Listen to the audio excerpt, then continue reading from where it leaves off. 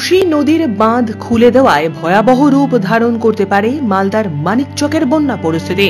বিহারের কোশি নদীর বাঁধ খুলে দেওয়ায় হুহু করে জল ঢুকতে পারে মানিকচকের গঙ্গা এবং ফুলহর নদীতে।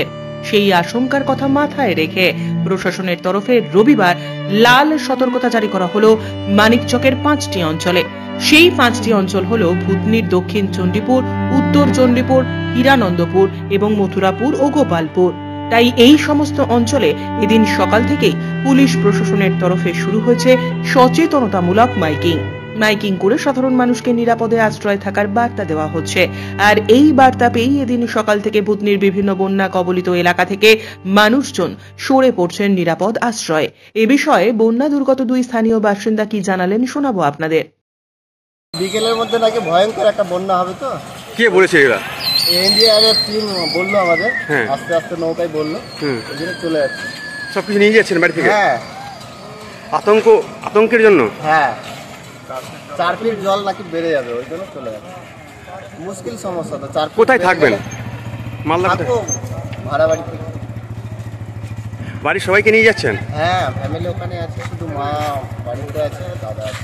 মা বাবাকে নিয়ে আসলেন? ওরা তো এখন ওখানেই আছে।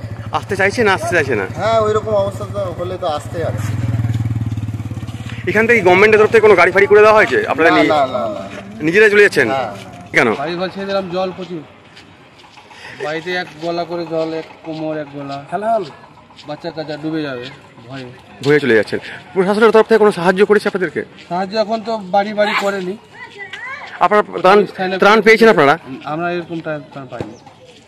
কোথায় যাবেন? কুটুম বাড়ি বলতে মানে শুকনো জায়গা যেখানে, সেখানে চলে যাবেন? শ্বশুর বাড়ি, বোনের বাড়ি। কেন ওইগুলো এলাকায় বন্যা নাই? না, এখন ওইগুলো তো বন্যা নাই। অন্যদিকে মানিকচকের বন্যা পরিস্থিতির আরও অবনতি হওয়ার আশঙ্কার কথা আঁচ করতে পেরে রবিবার 7 সকালেই বন্যা পরিস্থিতি পরিদর্শনে গেলেন মালদার জেলা শাসক নিতিন সিং হানিয়া। ভুতনি ব্রিজ সংলগ্ন এলাকায় গিয়ে পরিস্থিতির ব্যাপারে প্রয়োজনীয় খোঁজ খবর নেন। মালদা থেকে পরিতোষ সরকারের প্রতিবেদন, নিউজ টুডে।